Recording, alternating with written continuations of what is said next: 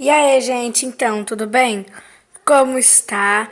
Então, hoje eu vou fazer um vídeo dos meus inscritos preferidos. Então, vamos ver o Detetive Void?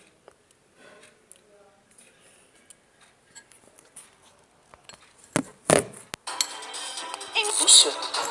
Você tem certeza? Sim, absoluta. Eu realmente fui casado com uma Maria Lúcia, só... A Smart Fit tem cadeira de massagem. Em casa o que é que tem? Um sofá velho na garagem. Piada clássica.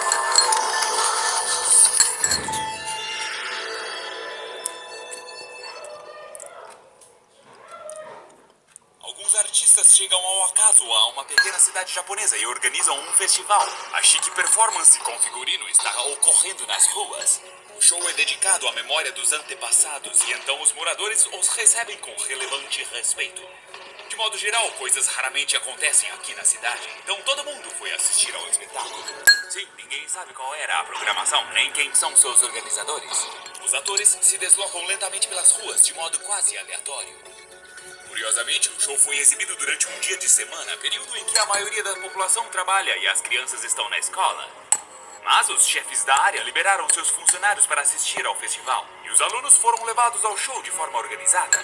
Os professores aproveitam a ocasião para contar às crianças sobre os simbolismos dos figurinos, tradições e histórias do país. Há um garoto cego entre eles. Para ser preciso, ele não é completamente cego, mas devido a alguma doença desconhecida, ele praticamente não enxerga. Ele está acompanhado por uma professora que está contando histórias para ele. Ainda assim, ele também quer que a mulher descreva o que está acontecendo ao seu redor. Ele continuou querendo pedir isso a ela, mas ele não se atreve a interrompê-la. Por alguma razão desconhecida, a criança começa a se sentir tensa de vários modos. Ansiosa, com medo, triste. O menino não consegue entender o porquê, mas ele acha que tem algo a ver com sua cegueira. A doença surgiu na criança há um tempo atrás e se desenvolveu lentamente. Então ele gradualmente se acostumou e se adaptou. Claro, ele às vezes se sente triste e chateado por causa de sua perda de visão, mas mesmo assim corajosamente aceita a situação, como um verdadeiro samurai faria.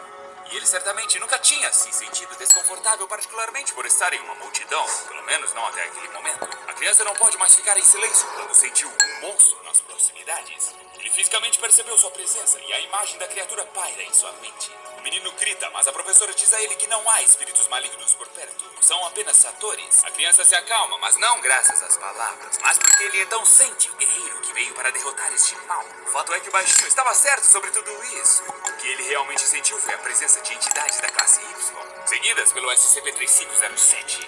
Este é um excelente homem, ou objeto.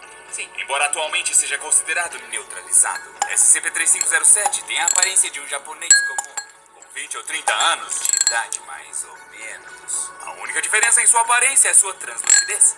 Além disso, ele está sempre adornado com armaduras antigas do final do período Heian. Este tipo de armadura é chamada Oyoroi e é composta de milhares de placas de couro individuais conectadas por fios de bambu. A roupa protetora do SCP-3507 também é revestida com uma camada sólida de sal marinho e resina de árvore. Normalmente o sujeito usa um kimono de lã por cima. SCP-3507 normalmente aparece às 20 horas UTC, perto de antigos santuários taoístas do Japão.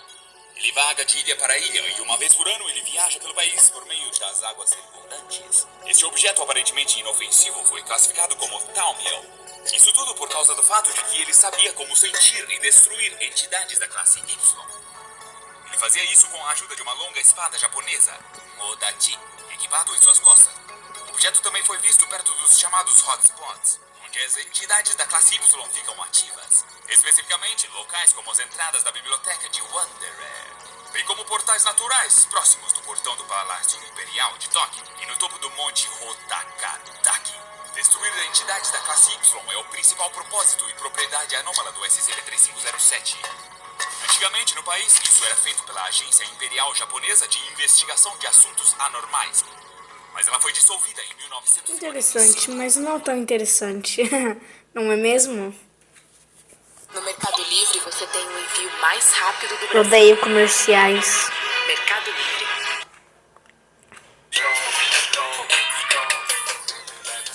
Beba com moderação.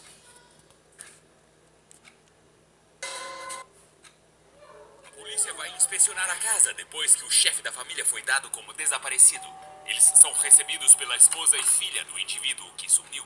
A mulher respondeu algumas, mas não todas, das perguntas que os policiais fizeram, e ela também permitiu que eles falassem com a garota. A família parece indiferente e estranhamente calma. Os policiais de fato não estão surpresos com o caráter de sangue frio da mãe e da filha. Eles já viram muitos crimes e presenciaram diferentes comportamentos mostrados pelas pessoas. Então eles tentam realizar seus deveres com mentes abertas. Mas neste caso a polícia nota que a esposa do homem desaparecido claramente está escondendo algo. Eles expressam isso a ela e conduzem um questionamento minucioso. Ao sair, um dos policiais sugere ou brinca que talvez a própria mulher tenha matado o marido. Ela de fato não fez isso, mas sabia com certeza que ele não estava mais vivo. 3 dias antes, a mulher havia encontrado uma pequena pilha de ossos esmagados e uma poça de alguma substância estranha e desconhecida no escritório do marido. Ela imediatamente ligou para o marido, mas ele não respondeu. No mesmo período, um colega e amigo da família entrou em contato com a mulher. Acontece que o homem não tinha nem aparecido no trabalho. Ao ouvir sobre o estranho achado da esposa alarmada, o amigo logo apareceu. Normalmente tais eventos assustariam a qualquer um, mas não a esta família. O fato é que o homem desaparecido estava trabalhando com objetos anômalos. Sua esposa e filha sabiam disso. A esposa sempre teve medo de que um dia alguma anomalia causasse sua morte, e aconteceu. A poça encontrada no escritório eram os próprios restos mortais do homem desaparecido. Para esconder os rastros dela, a mulher recorreu à polícia com um depoimento sobre o desaparecimento. E o amigo da família prometeu descobrir o que tinha acontecido com o marido. O fato, porém, é que ele já sabia sobre isso, pois foi ele mesmo quem matou seu colega. Ele precisava de informações secretas que só o falecido possuía. Tentar obtê-las à força teria sido totalmente inútil. Então, o traidor optou por um truque em vez disso. Ele inseriu um espião na casa do colega. Quem poderia imaginar que o espião fosse um bonito brinquedo anômalo que o homem tinha anteriormente dado à filha de seu amigo? Depois de esperar o momento certo e tendo calculado tudo até o menor detalhe, o vilão envenenou seu colega. Então a criatura de pelúcia começou seu trabalho. SCP-4966 daria um bom travesseiro se fosse imóvel. Mas se o travesseiro sai de debaixo de sua cabeça, então deixa de ser confortável. Todavia, este não é um brinquedo, mas um objeto anômalo. E como muitas vezes acontece no mundo SCP, nada é tão simples quanto parece. O objeto é classificado como seguro e está sob contenção na Área 17. Ele, na verdade, já esteve lá antes de certo incidente, cujas informações estão disponíveis apenas para o pessoal da Fundação, com autorização de nível 4. E eu, é claro. SCP-4966 parece um travesseiro redondo ou uma espécie de brinquedo de pano macio e cor cinza. Tem pequenos olhos pretos e uma boca feita com fios. Não há outras marcas ou furos no tecido. Apesar de sua aparência artificial, a criatura está viva. Ou pelo menos sabe como se mover e transformar seu corpo. Os cientistas ainda não encontraram uma maneira de estudar o tecido que compõe o SCP-4966. Até agora mostrou-se impossível de ser perfurado, danificado ou de dele se coletar amostras. Por essa exata razão, a estrutura interna do objeto também permanece desconhecida. Seu tecido de revestimento não permite a entrada de raios-x e o objeto não tem sido mais fácil de ser estudado, mesmo com todos os meios de pesquisa disponíveis. O SCP-4966 imita o comportamento dos seres vivos que interagem com ele. Por exemplo, pode imitar o processo de comer-se alimentos, mas não os absorve, já que não precisa deles. O mesmo se aplica a outras necessidades naturais. A criatura também é capaz de fazer sons de alguma forma desconhecida. Quando o objeto está em seu estado neutro, os sons não são diferentes do miado de um gatinho.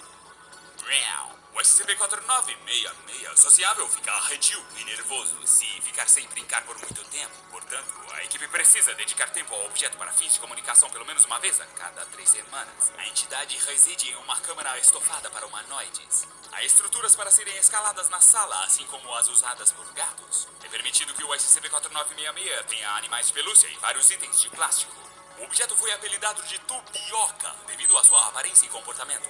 Sim, os funcionários da Fundação são gênios absolutos quando se trata de criar apelidos. O nome dado ao SCP-4966 é derivado da palavra inglesa tubby, que significa alguém gordo com pernas curtas. Enquanto o final oca foi dado por conta de sua semelhança com uma bolinha de tapioca. Quanto às propriedades anômalas da Tubioca, este... E pronto, foi isso. O vídeo não é muito legal. Não é? Camisinha, vamos comer tudo.